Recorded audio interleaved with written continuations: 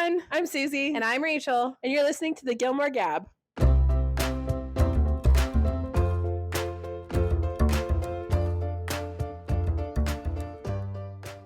Welcome to the Gilmore Gab. This is episode 16. We're going to talk about Doyle. Doyle, former editor of the Yale Daily News, spouse / year in the life former spouse of Paris Geller. Former partner? I don't know what's going on there. I don't know either. We're not talking year in the life, though. Yeah. I mean, we will touch on it a little bit, but yeah, so we're going to talk about Doyle. Yes. Do you have opening thoughts? He's an interesting character, and I really appreciate that particular actor for his ability to play very interesting characters very well. Okay. Because, I don't think I've ever seen... I think that this is, the most, typical type character I've ever seen him play. And even with that, Doyle still has a lot of quirks. Mm-hmm. But, I know he's in Sydney White. He's one of the dwarfs. Oh, yeah. That's the funny. Main one that comes to mind for me. I just love that, Gilmore Girls as a show, I think we've really established this over these last 16 episodes. Yeah. They have the wildest cast of characters. Yes. Some of them started out there. Jared Padalecki, I don't know that he did too much. Yeah, that kind of launched him. And then he's in Supernatural. And then, you've got Melissa McCarthy, Queen. Yes. And then you get these quirky, all the Hallmark guys. And then you get Doyle and the things he's in. And I just love the way this show kind of if people didn't watch it when it first came out and they got introduced to these actors and actresses, now they're watching it now and they're like, wait, isn't that so-and-so? Logan Huntsberger being now in a medical drama. Yeah, The Resident. Tristan and his whole thing, and Dave Rogalski. So I just love that, the way that the show itself is very pop culture-y in the show, all the pop culture they talk about, it in of itself is a pop culture, conglomeration. So yeah. But anyway, Doyle. But yeah, so anyways, it's really interesting because I remember when you first see him when you walk into the Yale Daily News, because he is the editor-in-chief in that first season at Yale. Mm-hmm. And I love it because in the beginning he's just this hard-nosed editor that's just he's there for business, and I like him because at Yale he's not rich. Mm-hmm. He's one of the more regular students that's working really hard to be there, and he is using all of the connections he can get from Yale. That's why he went there, to become something in the world from those connections. And I love and appreciate that they have those characters in Yale, that it's not all just rich people, that they have a whole characters from all walks of life that are there. And so I like the introduction of Doyle. His character becomes so quirky which is expected. It's Gilmore Girls, but he becomes so quirky as the show goes on. Kirk. He is kind of like a Kirk. Early Kirk. Yeah. He would become Kirk. They kind of look the same too.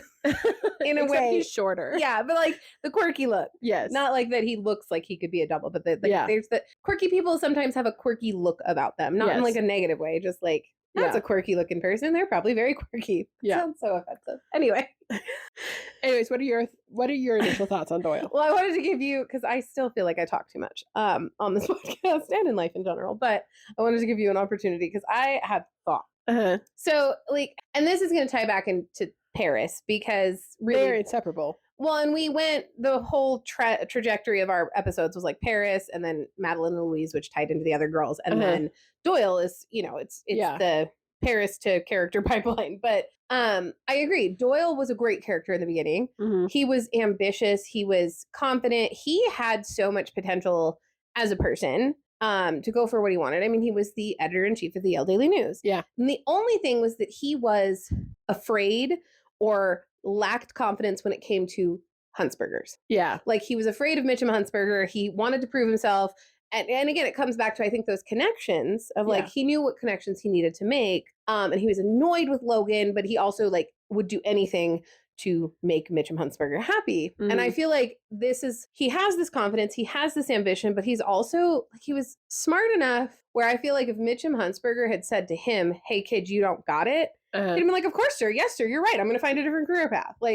Which would not have been great, but I think that's why he ended up in the trap that is Paris. Yeah. And I think Paris ruined him. Yeah. And I've been thinking about this for days when I realized we were doing the Doyle episode, so I have a lot to say on it. So I have, interject at any time. I have one particular scene about Doyle that I have a lot of feelings about, but it's from A Year in the Life. So, okay, we'll get there. So like I am happy waiting because I have a lot of feelings about it. But and I think we always trigger some sort of conversation with you. Yes. So like my thing too was like when we think about Doyle and the Paris of it all, like the problem with Paris is she loses her flippin' mind over the Harvard thing. Yeah. And then she tries to reinvent herself when she goes to Yale. Her parents have lost their money. She has no prospects, blah, blah, blah, blah. But because of her experience dating Jamie, she has now entered this world of like, I'm desirable and I like boys. Because before that, we never see Paris like boys. Yeah. Except for Tristan, but like nothing comes of it. Mm-hmm. So when she finally is successful, it starts this thing that I think can be really common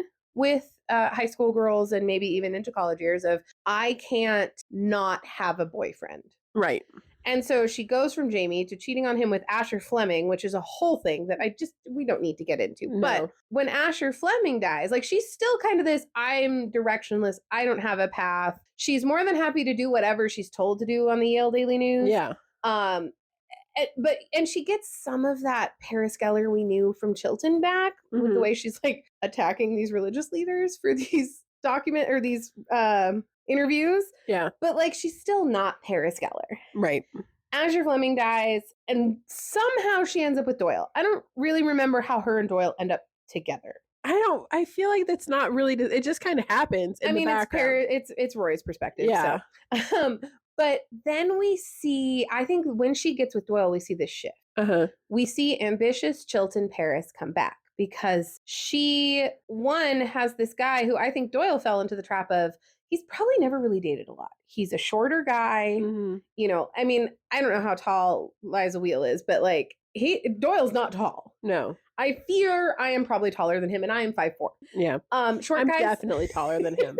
But I'm taller than a lot of people. Yes. But short guys tend to have a hard time because girls always want the tall, handsome guy or whatever, you know, the Tom Hiddlestons and the like. But so I think for Doyle, Paris being interested in him, he was like, oh, a girlfriend. And that's where I think he starts to lose that confidence and that ambition. I think especially because like how aggressive she is with like the religion beat that she wanted so desperately, you know, because like she's like, he's getting complaints from religious leaders and he's like, keep up the good work.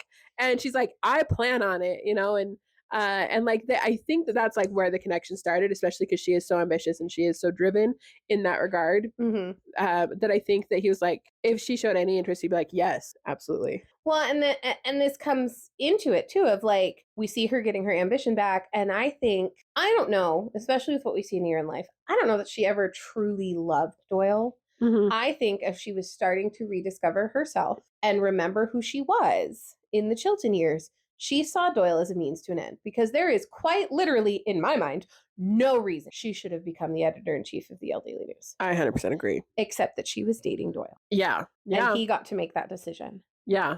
And I think between her kind of taking care of him when he was sick, well, nanny, taking care of him when he was sick, and her being a very strong, controlling personality, and Doyle enjoying being taken care of for a change. Yeah. You know, and I think he lost kind of that strength that he had, that confidence he had, and that ability to be ambitious, because Paris kind of sucked it out of him. Yeah. You know, and she started controlling the relationship and controlling everything. And then we saw Paris again. We saw the Chilton Paris Geller when she became the editor-in-chief of the Yale Daily News. Yeah. And we see Doyle kind of start to fall apart, like that scene when he's drunk and tries to kiss Rory and he's wearing Rory's jacket. Like, Doyle is not Doyle. Yeah. At a certain point, Paris ruined him. Yeah. And that bums me out, because I think Doyle had the potential to be one of those characters we see grow and be successful.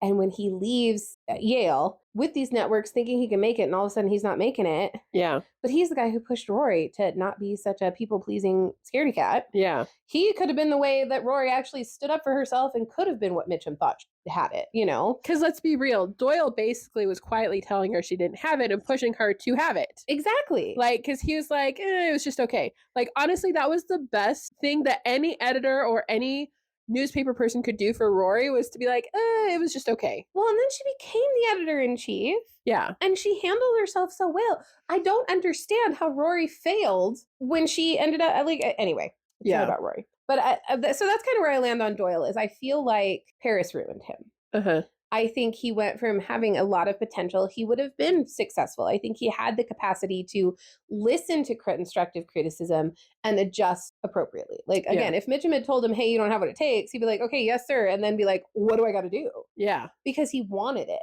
Yeah. And he was willing to do whatever within reason, whatever it would take to get it. But then after he leaves Yale, we hear a little bit, I feel like, of him not like being as successful. And then what? He's just writing Paris's purse strings that she doesn't have because he's living with her and sometimes Rory.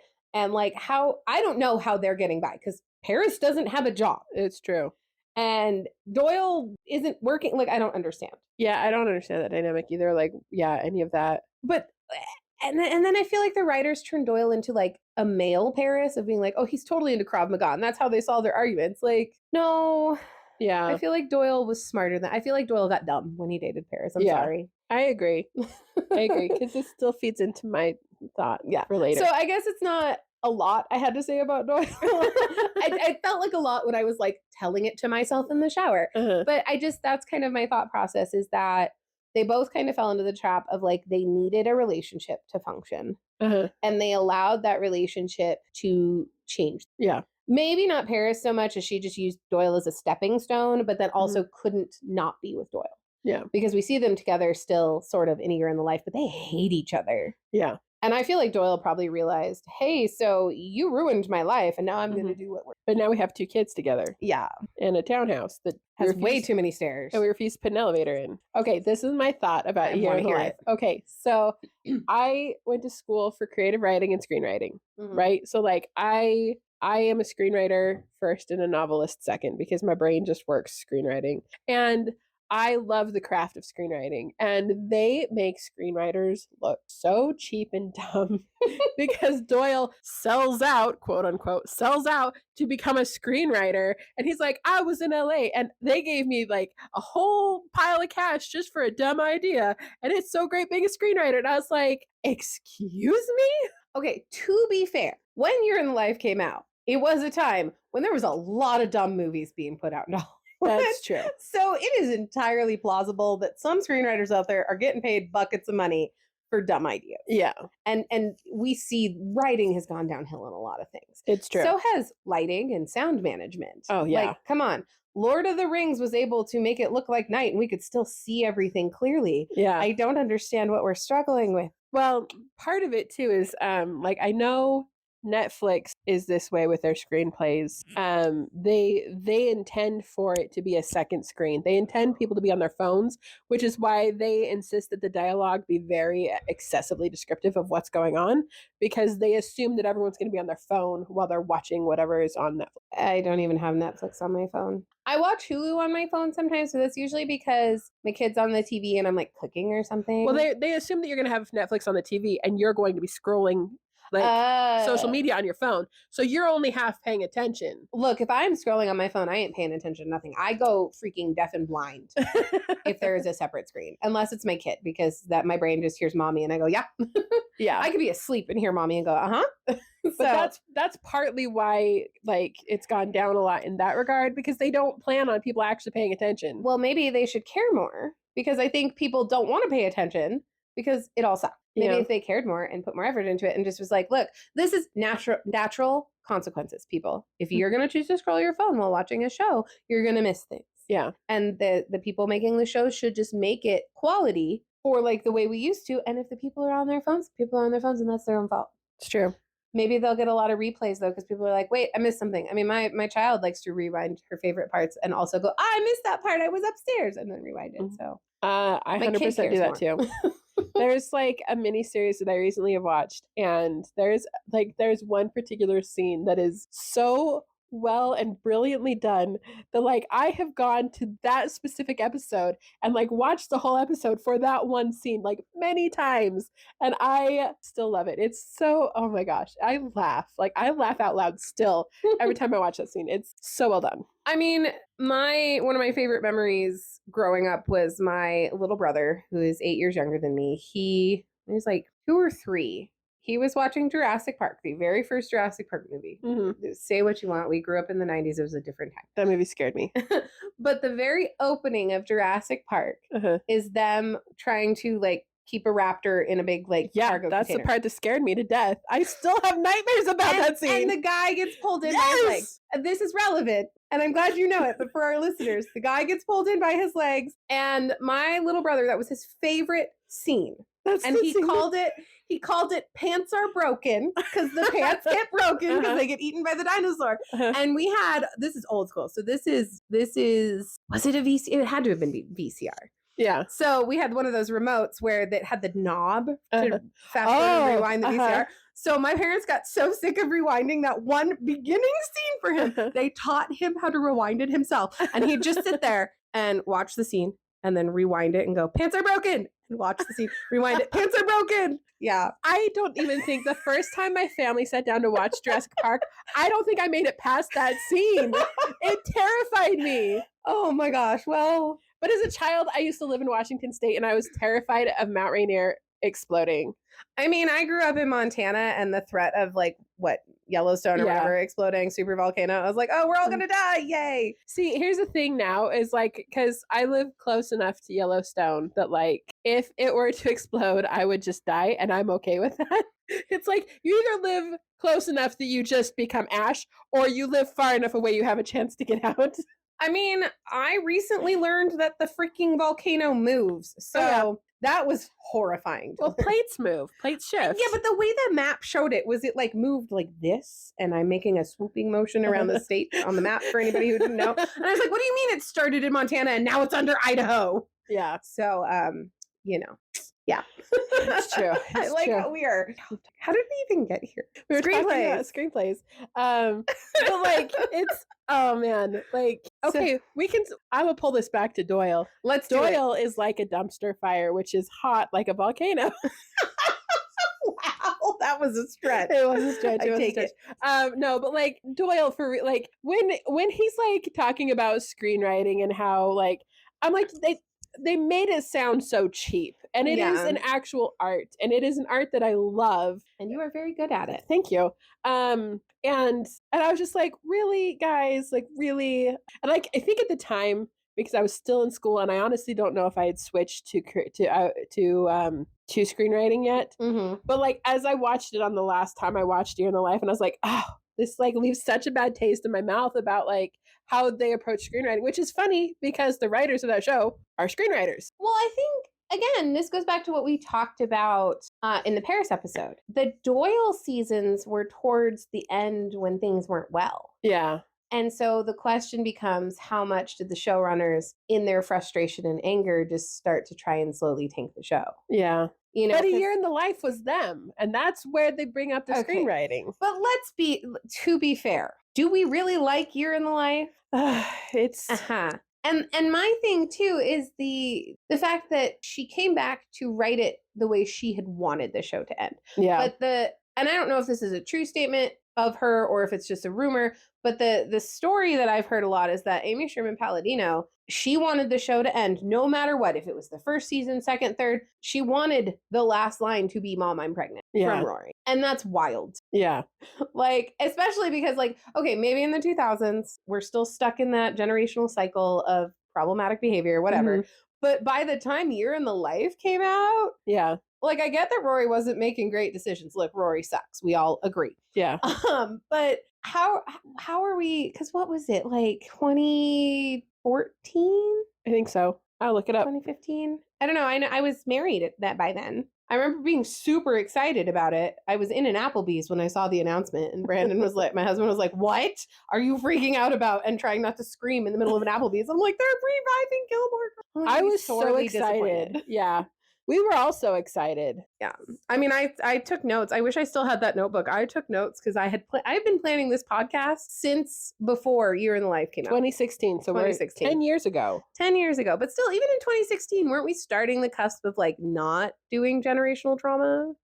Yeah. Trying to break the cycles. Although I guess maybe that was the height of Teen Mom on MTV. Yeah, probably. I don't know. I just think it's a wild choice. But yeah. So that's how long this podcast has been in the making, though, is I actively took notes watching Year in the Life, and I don't have that notebook anymore, and I'm sad about it. I would love to know what 10 years ago me thought of Year in the Life. Oh my gosh. I don't even remember. 10 years was so long. When Year in the Life came out, I remember going to my friend's house at because they dropped at 11 p.m. Mm-hmm. And I went to her house. It was 10 p.m. I went to her house and we got Chinese food and we watched all of the episodes. What a Gilmore Girl. Chinese food and watch TV. I love it. Yeah.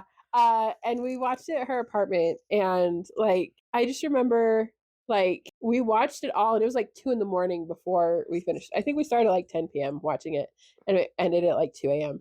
And then I drove home and I remember being really disappointed driving home at 2 a.m. and I was I stayed up until 2 a.m. which at the time I was much younger and could do that. And now it's 10 p.m. and I'm yawning. But 10 years ago, it was 2 a.m. and I was tired, but it wasn't I wasn't dead.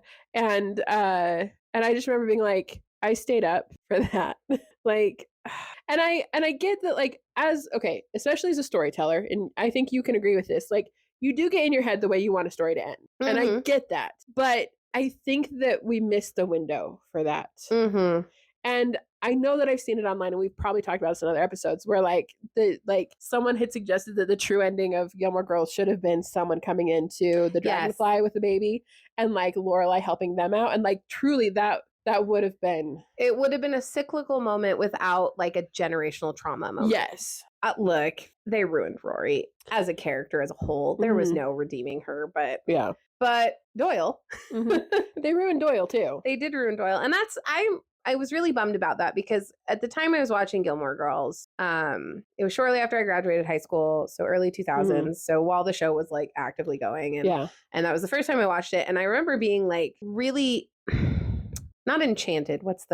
I was really into the idea of some of the things they were showing there. The idea of going to this college and being on the newspaper, mm-hmm. And when Rory started to kind of go downhill for me and Doyle kind of stepped in, I was look at this man being part of the Yale Daily News and ambitious and pushing people. That would be someone I would be so thrilled to work with. Yeah. And be someday. Mm-hmm. I was aspiring to Doyle. Yeah. Because I was that's super cool. He really had it. Yeah. And the way he would be Rory, keep being mean. It's okay. News is hard hitting. News is difficult. Yeah. You can't be nice all the time. Yeah. Which it's wild to me that Rory was so nice all the time, considering the people she was surrounded by. Right.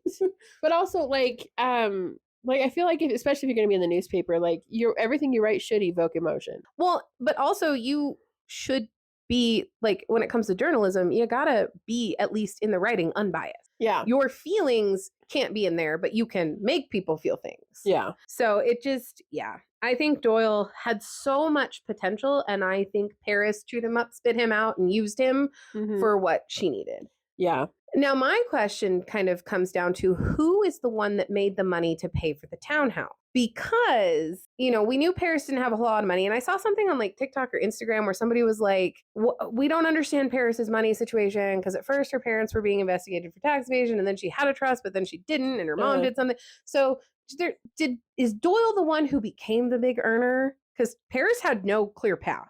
I mean, in the Year in the Life, I would say yes, because, he's making all those piles of cash selling dumb stories. Because I can't imagine, and I don't know a lot, I know surrogates can get a lot of money, but does the agency, how much percentage would the agency get from that? The agency would get a good percentage because it's at least $10,000. Yeah, I was going to say it's $10,000 for the surrogate. But yeah. And so if you're going through an agency, you're paying a lot more than $10,000. But the cost of setting up her own business and stuff, I have to believe Doyle was the moneymaker. Yeah. Because I think at a certain point he realized Paris was the problem and he tried to take care of himself again and was ambitious. I looked up Danny Strong, who plays Doyle. Would you like to know his height? Yes. He's 5'2". I'm taller than a man. Woohoo! By 2 inches. An adult man. Yeah. And it's really funny seeing him because I'm he doesn't look like that in most anything else I've seen him in. Well, I mean, it's probably a recent picture. Yeah, that's why. How old is he? Hold on, let me look again. The internet giving us all the answers and none of the satisfaction. He's 52. You had to do the math? Doesn't it just tell you on there? No, it tells me his birthday and year. Oh. And I had to. Usually I can get. Anyway. I'm on IMDb. Oh, that's why. Because I was looking up other things that he's been into. Gosh, but he was born in 1974. Wow. Yeah. So I had to math a little bit there. That's okay. You mathed it better than I was about to. So. I was just going, when was my mom born? When was my dad born? So I went off when I was born. You make me sound so old. But there's only like a 4-year difference I between us. know! Calm down. We're so off topic. I really thought we had more to say about Doyle. Doyle. This has only been 27 minutes. He's in Hunger Games? He's in Hunger Games? Who is he? Hold on. It says screenplay by. What? Did he actually become a screenwriter? Oh my gosh. Doyle, way to go, man. Let me look. Hold on a second. No, I'm very curious. That's hilarious. Oh my gosh. He was one of the writers of Mockingjay. Oh, that's amazing. Oh my gosh. Wow. Way to go. I wonder, now the question is, because that was out. Yeah. Or close to being out. Hold on, when did that come out? That came out. You guys are getting a lot of 2015 information. So right before you're in life. So I think it's canon that Amy Sherman Palladino was like, you know what? We're gonna give Doyle his real life job. Yes. Oh my gosh. gosh. To make that comment. Okay, that makes it funny. That redeems it for me because then it's like someone who's made it with an actual craft is like joking about it. That's so meta. Oh my gosh. Okay. All right, Doyle, you've been redeemed even more. I'm so glad that I looked that up. Yes. What else has he written? He's written a few other things, but I haven't seen them. But well, there you go, guys. Doyle is a real life screenwriter in real life. That wrote Hunger Games Mockingjay. That's amazing. Oh my gosh. Oh, that does make it funnier. That does make it funnier. Okay. With that perspective, it makes it all right. That's so funny. That is so funny. Oh my gosh. Ah, quirky Doyle. Mm-hmm. An actual screenwriter. Okay, so I mean, we're talking because it's Doyle, and we're talking year in the life. Mm-hmm. Who do you think their kids liked better, Doyle or Paris? Doyle. I know that was a bad question. That was a dumb question, Rachel. Actually, they probably like the nanny best. You know, that was an interesting conversation that came up. Well, not a conversation, a post on TikTok that was just like, by the time nanny shows up to take care of Doyle when he's sick, how, like, is Paris just calling her and threatening her to come? Because by that point, she shouldn't have still been employed. And even if she was, the Gellers had no money. Okay, but she loved Paris like her child. Yeah. Because she was the only mom figure Paris really had. Because Paris learns Portuguese to talk to them. Mm-hmm. And so, like, she calls Nanny and talks in Portuguese, and then Nanny shows up. I bet it's because in some weird, twisted way, not twisted, but, like, in a weird way, like, Paris is calling her mom. And I think Nanny would have shown up any day or time for Paris. Do you think Nanny is the nanny in Year in the Life? Do we ever see the nanny? We don't see anybody. We just hear Doyle and Paris yell at each other. Do we not even see their kids? No. Maybe. I don't know. I thought we saw the nanny take the kids upstairs. No, the kids are already upstairs because Doyle's like, why would you let the nanny take the kids upstairs? Like, why are they going upstairs? Because it's upstairs and 5 million steps. But that whole ridiculous house. Well, and that's what's funny to me because like when I think about that house, because you don't see a lot of it, but when they talk about it, I picture like anytime you watch like House Hunters or something, and it's always these like skinny brownstones in like Canada or whatever. Yeah. And I always look at them like, I want to live in that. Because in my mind, I call it a townhouse. Yeah. And like people buying townhouses, so you share a wall, but they're so narrow and long. Yeah. And so now I'm just picturing this house, but like an extra floor. Why? Yeah. Why? Look, I barely love the stairs I have, and it's just one floor. But I like it for the simple fact that I like the bedrooms to be separate from the main living space. Yeah. So that it's not disruptive. Yeah. And I feel like if I ever get to buy a house, which in this economy will never, ever happen. Never say never. I mean, whatever. You could win the lottery.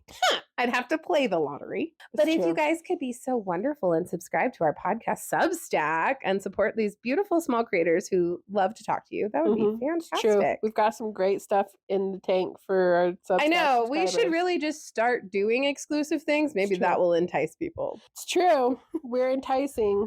But anyway. That's what it is. We are enticing. La la. Anyway, but the most stairs I feel like I would have would be basement, main floor, upstairs. Because we live in a world of like, we need a gaming playroom sort of situation. Right. And then we want we do need a D&D dungeon. Yes. I needed to clarify that. Yes. I'm glad that you did. Because I was like, and dragons. Dungeons and Dragons. We're nerds here. We are nerds. We are no spice nerds. Yes. Definitely no spice nerds. I mean, I'm a little spicy, but not like that. No. And you're a little salty. I am salty. We've got the whole... Anyway. Doyle. But yeah, that's what that house is ridiculous. Yeah. Okay. We need to talk about more things. We get so off topic. Doyle McMaster. What?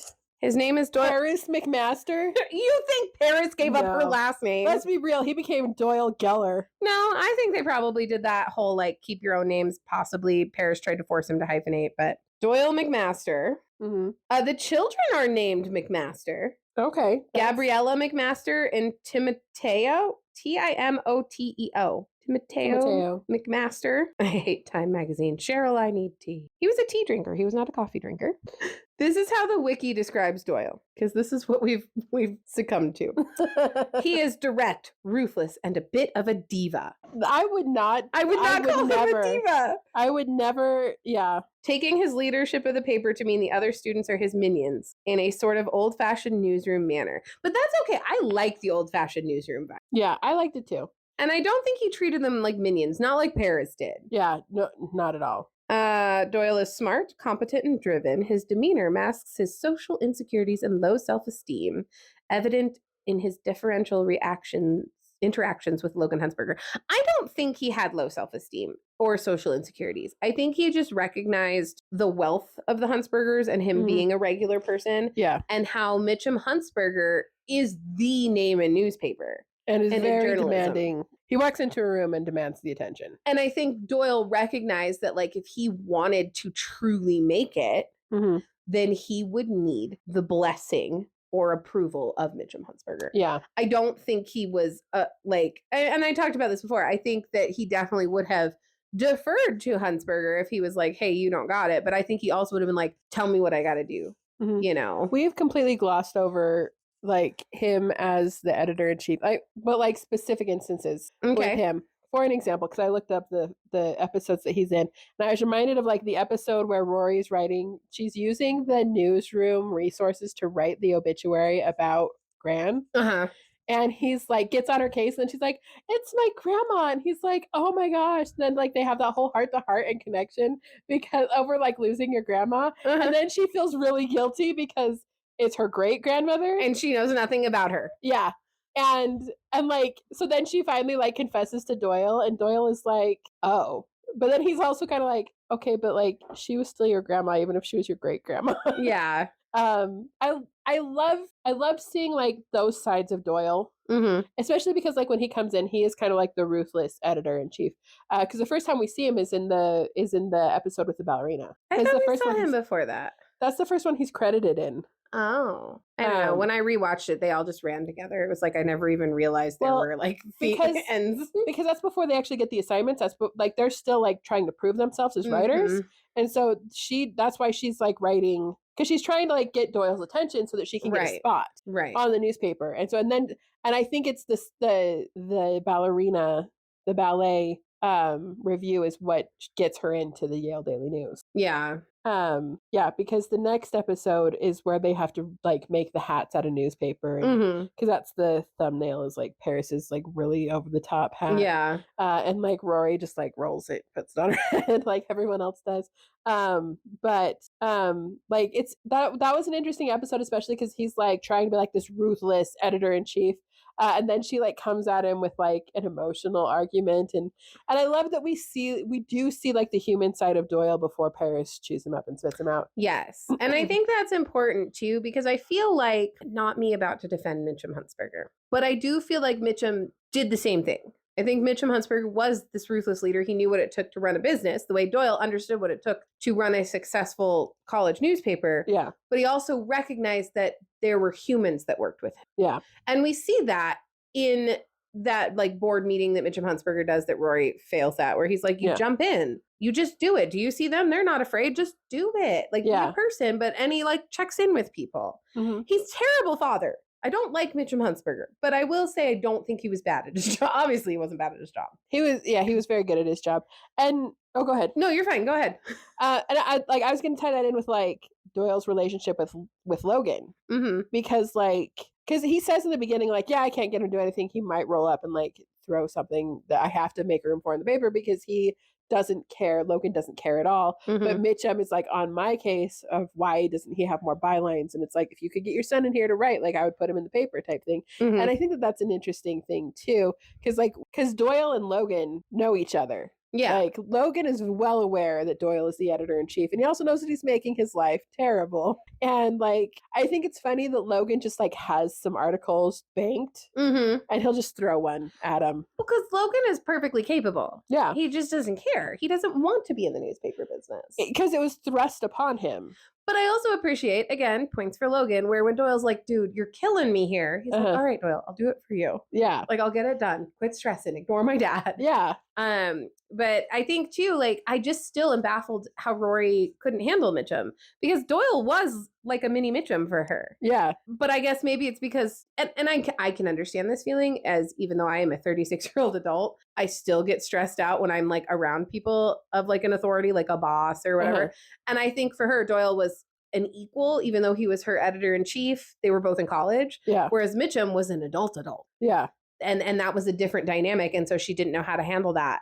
And I think if she had just played it, me being very hypocritical here by saying what I think she should have done, and I probably never would have done. Yeah. But looked at it the way she had looked at her experience on the Yale Daily News. Yeah. She might have had more success. Yeah. Well, and I mean, her time with that internship in general is very interesting. Just because like she spends all that time researching Mitchum, but she doesn't research the newspaper that she's interning at, because I think in her mind, she needed to impress Mitchum. That was why she was there. Yeah. Well, and Logan even told her, stop worrying about it. You're there to do a job, not know my father. Yeah. Like, just do your job. And she became a secretary. Yeah. But that's not Doyle's fault. No.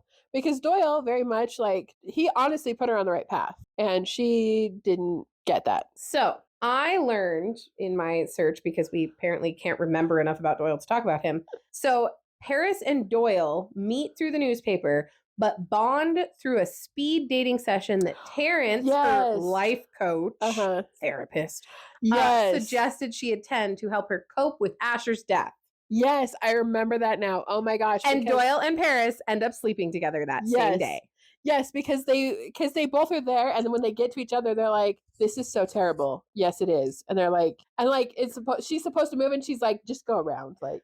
Yeah, but this also supports what I was saying earlier about Doyle also kind of being like, "Oh, because he's at speed dating. He's trying to get a date. He's probably never really dated because it's, I mean, he's quirky and he's short. Yeah. You know, and no offense to quirky short guys. It's just, that's what's happened thanks to media and women in general. So it makes sense that once he gets a girl, he's going to cling to her, and he's going to let her cling to him and let her use and abuse him. Yeah. So that makes so much more sense. See, we know what we're talking about. But we totally know the show really well. Real and raw. Like, we focused heavily on a lot of the main characters, but also the reminder that clearly this story is supposed to be from Rory's perspective. Yeah. And so you're not going to get as much of things that she maybe isn't seeing until, until it's relevant to her. Okay. Let's see. So Paris and Doyle's relationship have its up and downs, obviously. Yeah. In general, Doyle seems able to handle Paris's temper and survives in one piece, which is so true. Yeah. He handles her very well. He really does. And I find it interesting because, again, I was talking about how, like, by the time Doyle comes around, Paris is returning to her Chilton self. Yeah. Intense, scary. But, like, she was different with Jamie. She was different with Asher. Like, she was not so intense, not so scary. Right. Very soft for a Paris Geller. Yeah. And now she's got Doyle, who's like, nah, you can be a psycho. That's fine. Yeah. Which, again, goes to how, like, strong and resilient Doyle is as a person. It's true. Let's see. So after one falling out after Honor's wedding, a drunk Doyle tries to kiss an equally drunk Rory, as he was drunk enough to think she was Paris for a moment. No, that's not what happened. No. He did not think she was Paris. He just appreciated the attention. He was drunk and he was getting nice attention. Paris had broken up. Yes. Because that's why he was at the bar drinking. And that's why Rory was at the bar drinking, because of that. And he almost kisses her, I think, because he's drunk and she's there. And she gave him her coat. Yeah. And which is so funny. And it was nice. And he was drunk enough to be like, someone's being nice to me. Because they this hug. is my friend and it's safe. Yes. Because they hug and then he goes in for a kiss and she's like, did you try to kiss me? And he's like, what? No. But he totally did. And she's like, you need to go home to Paris. Because I don't think they were truly broken up. They were just in a fight. Because I remember her being like, go home to your girlfriend. Yeah. A year later, he has to defend their relationship again when Paris tries to break up with him so as not to have to consider him in her plans for the future. I remember this. Yes. With the understanding that Doyle is happy to follow whatever decision Paris makes, she takes him back and they enjoy a long-term relationship that continues through past the end of the show. Yeah. Yeah. So, like, Paris tried to cut him loose. Yeah. Because she's like, I don't want to have to deal with you and think about you. And this goes back again to what I said about Paris using Doyle. Yeah. And I don't think she ever truly loved Doyle. She just needed a man in her life, a person. Yeah. For attention, comfort, whatever. Yeah. But the minute that person interfered with her ambitions, they became a problem. Yeah. And so she didn't need Doyle, but then Doyle needed her. He couldn't be alone. Yeah. And so he was willing to sacrifice anything that he wanted to follow her, which is not healthy on either side. True. So I mean, we're just solidifying all of that. Yeah. Honestly, there was so much going on with like the Rory and Logan of it all and Christopher and Lorelai at that time. It's hard to remember the Paris and Doyle of it all. Yeah. So, well, because they are side characters, right? Like they're not the main couple. But they're a lot more prominent side characters than some other characters. Well, especially when you have like the Rory and Logan relationship, the in and out of that, because she relies on Paris and Doyle to stay at their house. Because like when she breaks up with Logan that night and Doyle almost kisses her, Doyle and Paris are not together because Rory moves in and Paris has ordered all that food to make it seem like there's a party going on because she didn't want people to know that she was alone. Well, because they're living in a terrifying building. Yes, with a doo-wop group outside. The doo-wop group. I don't think they do doo-wop. No, I don't think they do. And they're like the whole, was that a gunshot? Actually, the real ones sound like the fake ones. Oh, yeah. Yeah. Doyle. Well, and it's also funny because Paris loses all of her money, right? And then she moves in with Doyle and they move into that really terrible apartment, which I was like, that's a pretty decent apartment for college. I mean, all things considered, but the fact that it has like 7 locks and you have to kick it and... Well, that was their doing. I think they added some of those locks. Probably. It's Paris. She probably added them. And Doyle was like, okay, cool. But then the way... I don't know how anybody puts up with Paris. Like, because now I'm just remembering that when Rory upsets Paris for one reason or another, Paris just puts all her stuff in the hallway. Yeah. It's because Rory became the editor of the Yale Daily News. And then Logan was like, just move in with me. And she was like... I'm mad at you. I'm mad at you. And he's like, just move in with me. It's just like, it's a much better apartment. It's a way nicer I just want to know how all of that stuff fit in that apartment. All of Rory's stuff? Yeah. How did it fit in that tiny apartment they were living in? Yeah. Especially because she had one room. Yeah. And it couldn't have been a big room. But then when she moves in with Logan, you don't see any of her stuff. It's true. It's just Logan's stuff. But anyway, I mean, I don't even know that you see much of Doyle's stuff in Paris's house either. So. You don't. Well, it's assumed like it's their stuff, but like, because we don't ever see Paris's stuff.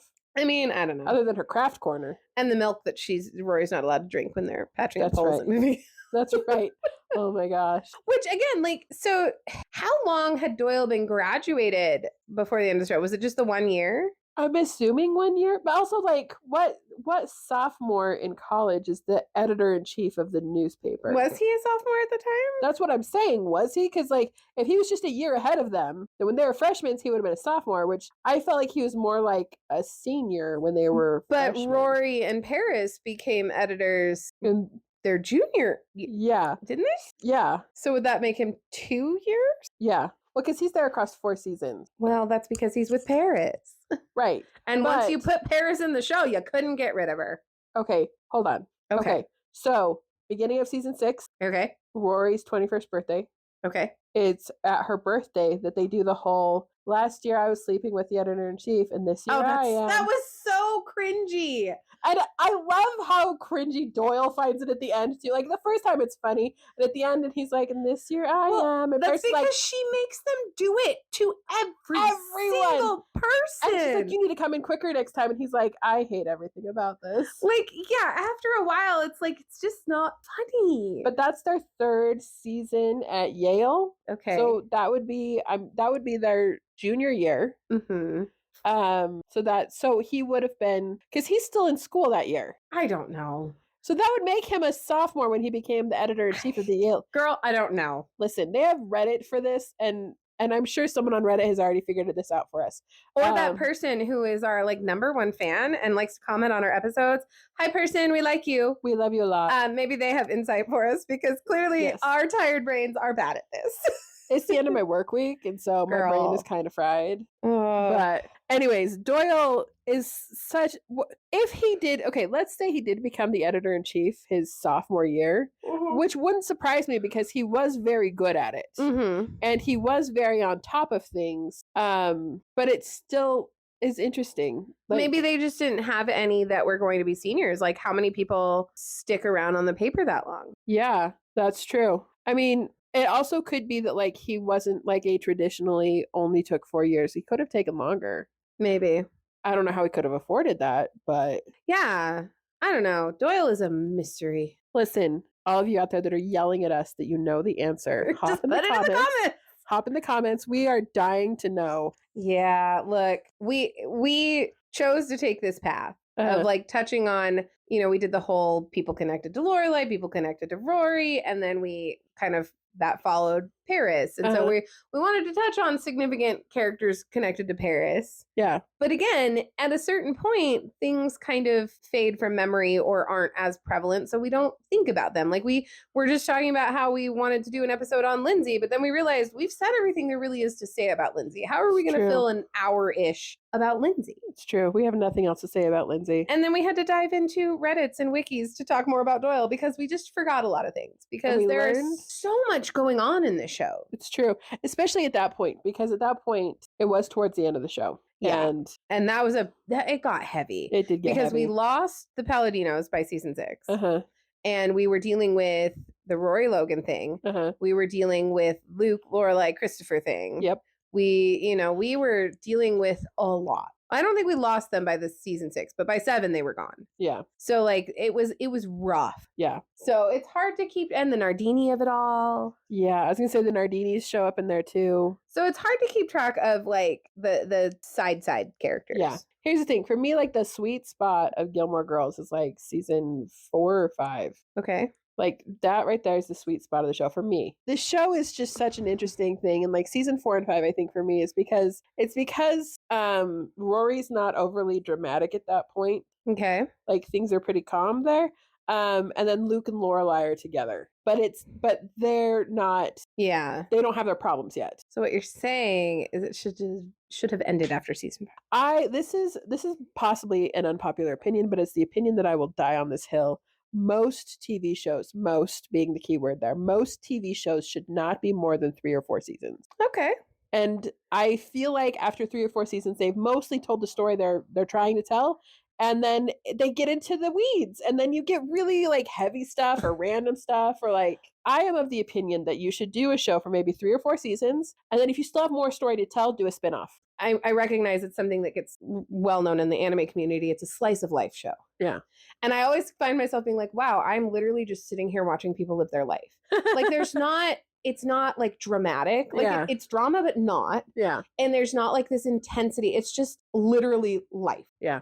And I'm sitting here watching it and enthralled by it and loving it, you know? Yeah. And I think that's why that worked for them. But I do think it went off the rails after a certain point. Yeah. And that's why you get things like Doyle being tortured and treated poorly. And Lane's character getting done dirty. And, you know, because now it becomes the focal point is the Gilmore Girls. And the drama. And everybody else is just second to that. Yeah. Whereas in the early seasons, we got a lot more of like Lane Kim and the dynamic there. Yeah. And we got a lot more of the townies too. Like I feel like in the later seasons, we don't get as much of the town. I agree. You know, and so it makes things like Babette and Miss Patty stepping up and being like, we want to be part of the graduation. Yeah. So much more poignant because I think it was a way of, and this is me putting things that aren't there, but like if they were real people, it'd be their way of saying, hey, you have forgotten about us for 3 seasons. Yeah. Bring us back. Yeah. You know, because like early on, you have those moments of like the wake for Cinnamon and, you know, Miss Patty's dancing and like, we'll talk about them. We're going to get into the townies, but yeah. And I think that at a certain point, things went downhill. Like we probably didn't need Rory Goes to College. It could have just ended with, yeah, you got into Yale. Or like, what if they had just done a spin-off of the show of Rory at college? See, and I feel like spin-offs at the time just didn't work well. Yeah, it's like the one with Jess. Yeah, they tried to spin off Jess. Part of that was because they were going to do it in California, and it's really expensive to film in California. Well, and it's like the show Pretty Little Liars. They tried to do a spin-off with that, and it didn't do well. Maybe it's because they're just not doing them right. maybe they are just writing dumb ideas and getting bags of monies to the writers. My God, Doyle, come on, write better show. Yeah. And I think with shows like this, like in the beginning, we knew what to expect. And then they kind of turned the tables on us. And again, I think it still comes down to what we've been talking about a lot more is, was it because of what was happening behind the scenes with the network and the writer? And it really makes me wonder how many times on the shows that is part of it that we're just not aware of because we're not. I feel like that would be a good Substack exclusive, is for us to do some research and deep dive into the tension. Yes. Yeah. I think we have strayed really, really far from Doyle. So I think we're good. I think we've talked about Doyle. We're going to start jumping into the Stars Hollow characters in the next few episodes. And I think, so thank you for joining us and listening to the Gilmore Gab, and we will chat at you next time. Yes, we'd love to hear from you. Leave us a comment. Yes. Thank you, D. May, for all of your comments on Spotify. We love reading them and love that you're engaging and interacting. Yeah. You're like our first fan. Yay! Like official fan who's making themselves known. Yes. So thank you. Yes, we appreciate it. All right. Well, until next time. Bye. Bye.